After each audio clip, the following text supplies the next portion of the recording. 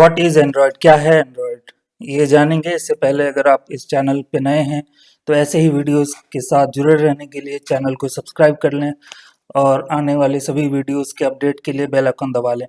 अगर आप social media platforms पर मेरे साथ जुड़ना चाहते हैं तो लिंक्डइन और इंस्टाग्राम पे जुड़ सकते हैं। तो चलिए स्टार्ट करते हैं आज का टॉपिक। तो सबसे पहले देखते हैं कि एंड्रॉयड है क्या। तो एंड्रॉयड बेसिकली एक ऑपरेटिंग सिस्टम है, और जब हम ऑपरेटिंग सिस्टम बोलते हैं तो हमारे सामने कई नाम आते हैं, जैसे कि विंडोज़ हो गया, ठीक है। उसके बाद हमारे पास लिनक्स ऑपरेटिंग सिस्टम है। ऐसे ही एंड्रॉयड भी एक ऑपरेटिंग सिस्टम है। एंड्रॉयड लेकिन अगर आप देखेंगे तो एक प्योर ऑपरेटिंग सिस्टम नहीं है। प्योर इन द सेंस ये ओरिजिनली एक operating system, base operating system की तरह डेवलप नहीं हुआ था। जो हमारा लिनक्स ऑपरेटिंग सिस्टम है, इसको क्या है, इसको थोड़ा सा मॉडिफाई किया गया, और मॉडिफाई करने के बाद एंड्रॉयड ऑपरेटिंग सिस्टम जो है वो डेवलप किया गया था। और इसको डेवलप किया था एक कंपनी है जिसका नाम है एंड्रॉयड इंक, ठीक है। इस कंपनी ने ये एंड्रॉयड ऑपरेटिंग सिस्टम डेवलप किया।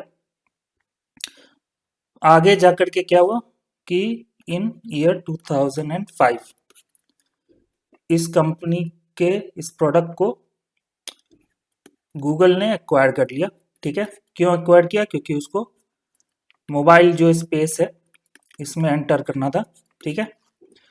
और इसको एक्वायर करने के बाद इसको ओपन सोर्स कर दिया गया।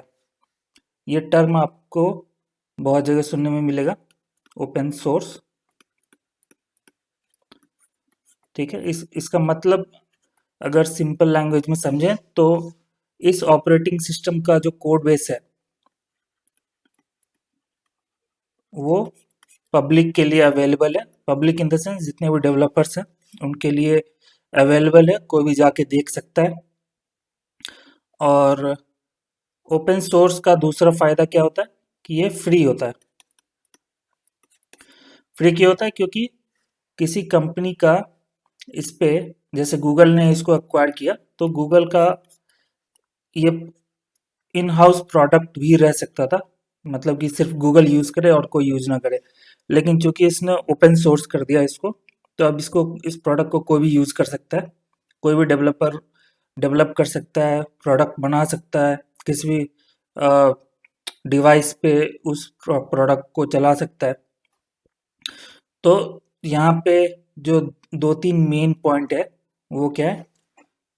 वो है कि पहला तो ये है कि एक ऑपरेटिंग सिस्टम है। दूसरा क्या है कि ये ओपन सोर्स है,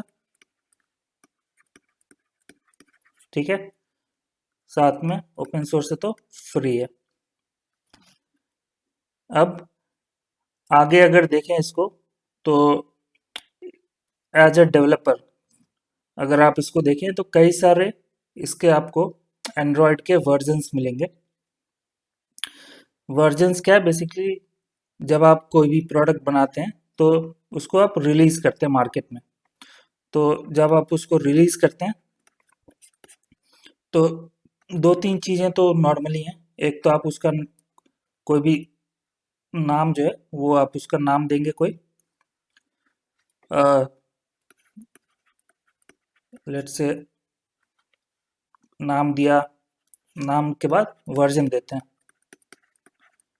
वर्जन या तो इंटरनल यूज के लिए आप देंगे, internal use in the sense कि अगर एक प्रोप्राइटरी प्रोडक्ट है तो जो किसी भी कॉर्पोरेट हाउस का या कंपनी का अगर प्रोप्राइटरी अगर प्रोडक्ट है तो इंटरनल जो डेवलपमेंट टीम्स हैं उनके रेफरेंस के लिए ये वर्जन्स काम आते हैं। लेकिन चूंकि ओपन सोर्स है और कम्युनिटी सपोर्ट इसका बहुत बड़ा कम्युनिटी बेस है डेवलपर्स का, तो इन जनरल जो डेवलपर्स हैं उनके लिए रेफरेंस के लिए वर्जन्स वहाँ पे काम आता है।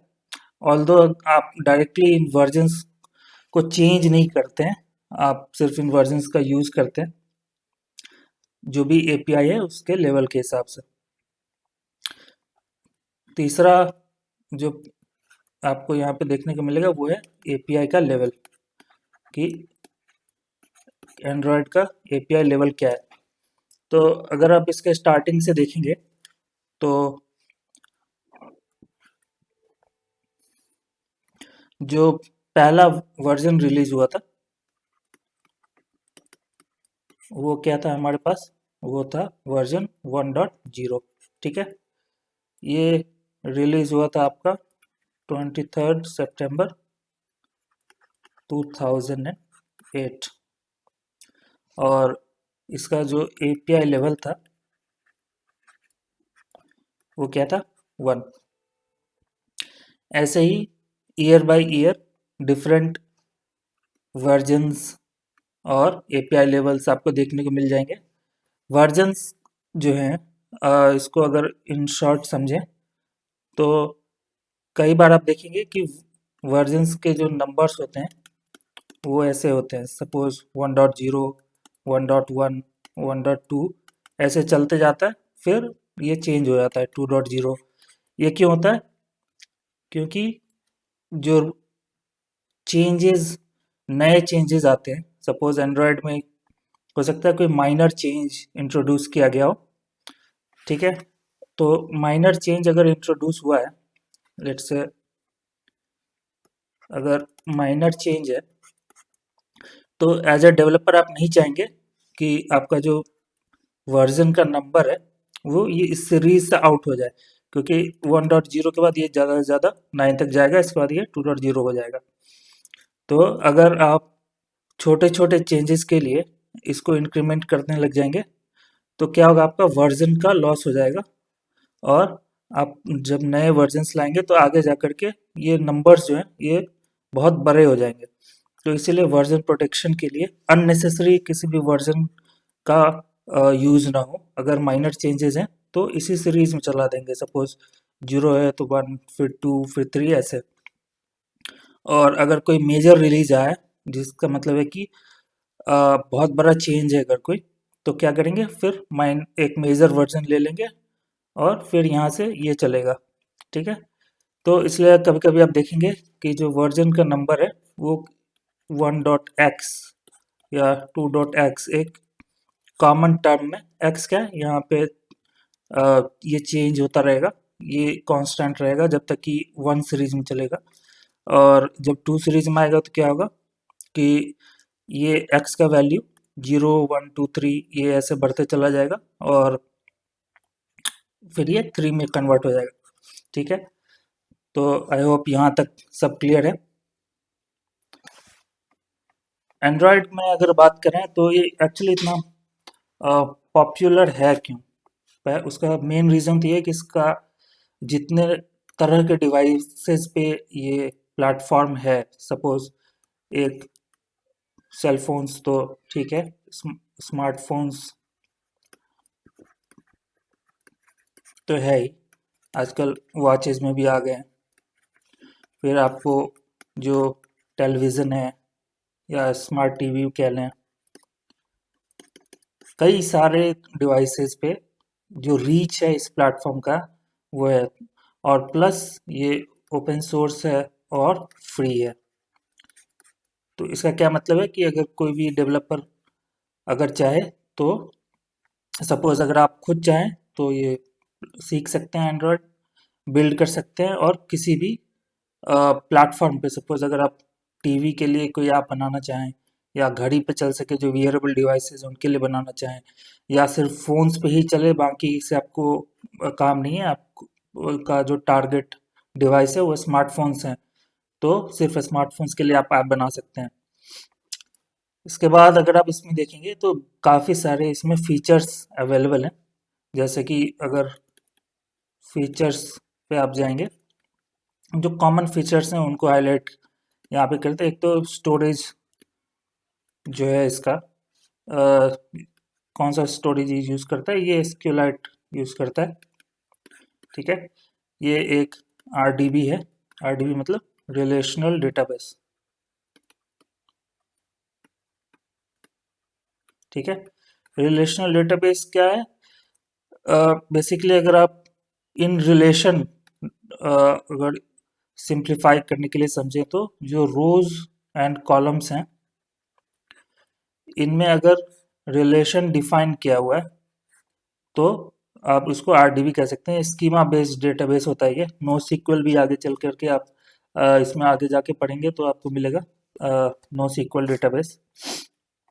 इसके बाद इसमें जो मीडिया सपोर्ट है वो बहुत अच्छा है। जैसे कि इसमें आप इमेज, ऑडियो फाइल्स काफ़ी तरह के या वीडियो फाइल्स ये लोड कर सकते हैं। उसके बाद जो मैसेजिंग सिस्टम होता है इसमें, एंड्रॉयड डिवाइसेस पे अगर आप देखेंगे कि आप एसएमएस कर सकते हैं, ठीक है, एमएमएस सपोर्टेड होता है।